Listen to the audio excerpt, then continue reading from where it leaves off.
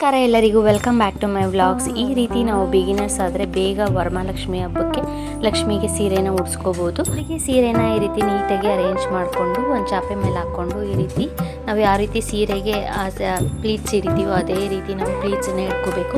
First ಒಂದು 7ರಿಂದ 8 ಅಥವಾ ಒಂದು 10 ಪ್ಲೀಟ್ಸ್ ಇಟ್ಟಾದ್ಮೇಲೆ ಆ ಕಡೆ ಈ ಕಡೆ ನಾವು ಒಂದು ಬಟ್ಟೆ ಕ್ಲಿಪ್ ಹಾಕ್ಕೊಂಡು ಆಮೇಲೆ ನಾವು ಮತ್ತೆ ಹಿಡಿಯೋಕ್ಕೆ ಸ್ಟಾರ್ಟ್ ಮಾಡಬೇಕು. ಆ ರೀತಿ ಮಾಡೋದ್ರಿಂದ ನಮಗೆ ಈಸಿ ಆಗುತ್ತೆ ಮತ್ತು ನೀಟಾಗಿ ಬರುತ್ತೆ. ನಾವು ಫಸ್ಟು ಒಂದು 10 ಪ್ಲೀಟ್ಸನ್ನ ಈ ರೀತಿ ಅರೇಂಜ್ ಮಾಡ್ಕೊಂಡಾದ್ಮೇಲೆ ಅದಕ್ಕೆ ಆ ಕಡೆ ಈ ಕಡೆ ಬಟ್ಟೆ ಕ್ಲಿಪ್ಸ್ ಹಾಕ್ಕೊಂಡು ಮತ್ತೆ ನೀಟಾಗಿ ಅರೇಂಜ್ ಆಗುತ್ತೆ. ಮತ್ತು ಒಂದು ಮೇಲೆ ಕೆಳಗಡೆ ಇರೋದನ್ನು ನೀಟಾಗಿ ಈ ರೀತಿ ಅರೇಂಜ್ ಮಾಡಿಕೊಂಡು ನಾನಿಲ್ಲಿ ಸೆಂಟರಲ್ಲೂ ಸಹ ಒಂದು ಬಟ್ಟೆ ಕ್ಲಿಪ್ಪನ್ನು ಹಾಕ್ಕೋತಾ ಇದ್ದೀನಿ. ಈ ರೀತಿ ಕ್ಲಿಪ್ಸನ್ನು ಇಟ್ಕೊಂಡ್ರೆ ಈಸಿ ಆಗುತ್ತೆ. ಪ್ಲೀಟ್ಸ್ ಆ ಕಡೆ ಈ ಕಡೆ ಅಲ್ಗಾಡ್ದೇ ಇರೋ ಹಾಗೆ ನೀಟಾಗಿ ನಾವು ಪ್ಲೀಟ್ಸ್ನ ಇಟ್ಕೊಂಡು ಸೀರೆ ಉಡ್ಸೋದಕ್ಕೆ ಈಸಿ ಆಗುತ್ತೆ. ಪ್ಲೀಟ್ಸ್ಗೆಲ್ಲ ಈ ರೀತಿ ಕ್ಲಿಪ್ಸ್ ಹಾಕ್ಕೊಂಡು ರೆಡಿ ಮಾಡ್ಕೊಂಡಾದ್ಮೇಲೆ ಮತ್ತೆ ಮಿಕ್ಕಿರೋ ಸೀರೆನ ಈ ರೀತಿ ಫುಲ್ ಸೀರೆ ನಾನಿಲ್ಲಿ ಸೆರಗೂ ಸಹ ಇದೇ ರೀತಿ ಒಂದೇ ಸಮವಾಗಿ ಪ್ಲೀಟ್ಸನ್ನು ಇಟ್ಕೋತಾ ಇದ್ದೀನಿ. ಈ ಪ್ಲೀಟ್ಸನ್ನು ನಾವು ಮತ್ತೆ ಇನ್ನೊಂದು ಸ್ವಲ್ಪ ಒಂದು 7ರಿಂದ 8 ಅಥವಾ ಒಂದು 10 ಪ್ಲೀಟ್ಸ್ ಇಡ್ದಾದ್ಮೇಲೆ ಆ ಪ್ಲೀಟ್ಸನ್ನೆಲ್ಲ ನೀಟಾಗಿ ಈ ರೀತಿ ಅರೇಂಜ್ ಮಾಡಿಕೊಂಡು ಮತ್ತೆ ಒಂದು ಬಟ್ಟೆ ಕ್ಲಿಪ್ ಹಾಕ್ಕೋತಾ ಇದ್ದೀನಿ. ಇದೇ ರೀತಿ ಫುಲ್ ಎಂಡ್ವರೆಗೂ ನಾವು ಪ್ಲೀಟ್ಸನ್ನ ಸೀರೆಯಲ್ಲಿ ಇಟ್ಕೋಬೇಕು. ನಾನಿಲ್ಲಿ ಸೆರಗೂ ಸಹ ಇದೇ ರೀತಿ ಪ್ಲೀಟ್ಸನ್ನ ಇಟ್ಕೋತಾ ಇದ್ದೀನಿ. ಸೆರಗು ಮಧ್ಯಕ್ಕೆ ಬರೋ ಹಾಗೆ ನಾನಿಲ್ಲಿ ಆ ಸೀರೆನ ಪ್ಲೀಟ್ಸ್ ಮಾಡಿ ರೆಡಿ ಮಾಡ್ಕೋತಾ ಇದ್ದೀನಿ. ಈಗ ನೋಡಿ, ಒಂದ್ಸರಿ ಈ ರೀತಿ ಫುಲ್ ಸೀರೆನ ಪ್ಲೀಟ್ಸ್ ಎಲ್ಲ ಇಡ್ತಿದ್ದಾದ್ಮೇಲೆ ಒಂದ್ಸರಿ ಅದು ಆ ಕಡೆ ಈ ಕಡೆ ಅಲ್ಗಾಡ್ದೇ ಇರೋ ಹಾಗೆ ನೀಟಾಗಿ ಅರೇಂಜ್ ಮಾಡಿಕೊಂಡು ಬಟ್ಟೆ ಕ್ಲಿಪ್ಪನ್ನು ಹಾಕ್ಕೋಬೇಕು.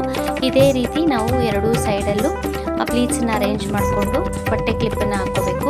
ಸೀರೆಗೆ ಒಂದು ಸೈಡ್ ಬಾರ್ಡರ್ ಬಂದು ಲಾಂಗ್ ಬಾರ್ಡರ್ ಇದೆ ಮತ್ತು ಒಂದು ಸೈಡು ಶಾರ್ಟ್ ಬಾರ್ಡರ್ ಇದೆ. ಎರಡೂ ಸೈಡು ಲಾಂಗ್ ಬಾರ್ಡರ್ ಇದ್ದರೆ ಈ ರೀತಿ ನಾವು ಸೀರೆ ಉಡ್ಸೋದಕ್ಕೆ ಈಸಿ ಆಗುತ್ತೆ.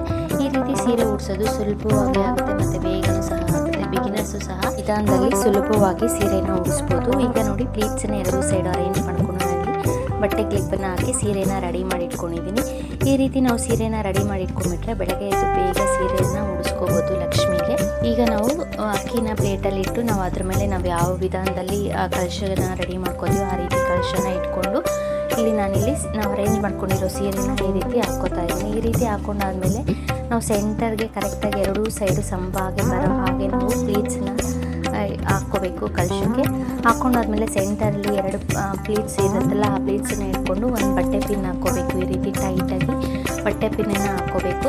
ಬಟ್ಟೆ ಪಿನ್ನನ್ನು ಹಾಕ್ಕೊಂಡು ನಾವು ಆ ಕಡೆ ಕೊನೆ ಈ ಕಡೆ ಕೊನೆಯಲ್ಲಿ ಸೀರೆಗೆ ಬಟ್ಟೆ ಕ್ಲಿಪ್ಸ್ ಹಾಕಿರ್ತೀವಲ್ಲ ಅದನ್ನೆಲ್ಲ ತೆಗೆದು ಈ ರೀತಿ ನಾವು ನೆರಿಗೆಗಳನ್ನ ರೆಡಿ ಮಾಡ್ಕೋಬೇಕು. ನೆರಿಗೆಗಳನ್ನೆಲ್ಲ ಈ ರೀತಿ ಅರೇಂಜ್ ಮಾಡಿಕೊಂಡು ಎರಡೂ ಸೈಡ್ ಅರೇಂಜ್ ಮಾಡ್ಕೊಂಡಾದ್ಮೇಲೆ ಮಧ್ಯಕ್ಕೆ ನಾವು ಬೇಕು ಅಂದರೆ ಒಂದು ದಾರ ಆದರೂ ಕಟ್ಕೋಬೋದು, ಇಲ್ಲಾಂದರೆ ಡಾಬನ್ನ ಸಹ ಹಾಕ್ಕೋಬೋದು. ನಾನಿಲ್ಲಿ ಯಾವುದೇ ರೀತಿ ಡಾಬನ್ನ ಏನೂ ಹಾಕ್ಕೊಂಡಿಲ್ಲ. ಕಳಶಕ್ಕೆ ಸೀರೆನ ಈ ರೀತಿ ನೆರಿಗೆನ ರೆಡಿ ಮಾಡ್ಕೊಂಡಾದ್ಮೇಲೆ ಮೇಲೆ ಏನಾದರೂ ಸ್ವಲ್ಪ ಕಳಶ ಕಾಣ್ತಾ ಇದೆ, ಸೆಂಟ್ರ್ ನೆರಿಗೆ ಇರುತ್ತಲ್ಲ ಅಲ್ಲಿ ಸ್ವಲ್ಪ ಮೇಲೆ ಬಟ್ಟೆನ ತೆಗೆದು ಈ ರೀತಿ ಪಿನ್ ಹಾಕ್ಕೊಂಡು ನಾವು ಅದಕ್ಕೆ ನಾವು ಯಾವ ಒಡವೆ ಹಾಕ್ತೀವೋ ಆ ಒಡವೆನೆಲ್ಲ ಹಾಕಿ ನಾವು ತೆಂಗಿನಕಾಯಿನ ಕಳಶಕ್ಕೆ ಕೂರಿಸಿದಾದ್ಮೇಲೆ ಲಕ್ಷ್ಮಿನ ಕೂರಿಸ್ಕೊಂಡು ಈ ರೀತಿ ಹೂವಿಂದ ಅಲಂಕಾರ ಮಾಡಿಕೊಂಡ್ರೆ ಲಕ್ಷ್ಮಿಗೆ ಸೀರೆನ ಸುಲಭವಾಗಿ ಉಡಿಸ್ಕೋಬೋದು. ಒಂದು 5ರಿಂದ 10 ನಿಮಿಷದಲ್ಲೆಲ್ಲ ಸೀರೆನ ಉಡಿಸ್ಬಿಡ್ಬೋದು. ವಿಧಾನದಲ್ಲಿ ಯಾರು ಬೇಕಾದರೂ ಸೀರೆನ ಸುಲಭವಾಗಿ ಉಡಿಸ್ಬೋದು. ನನಗೆ ಸೆಂಟ್ರಿಗೆ ಬರೋ ಹಾಗೆ ನಾನು ಉಡಿಸ್ಕೊಂಡಿದ್ದೀನಿ. ನೀವು ಬೇಕು ಅಂದರೆ ಸೆಲ್ಫ್ ಥರ ಮಾಡ್ಕೋಬೋದು. ವಿಡಿಯೋ ನಿಮ್ಗೆ ಇಷ್ಟ ಆದರೆ ಲೈಕ್, ಶೇರ್, ಸಬ್ಸ್ಕ್ರೈಬ್ ಮಾಡಿ. Thank you.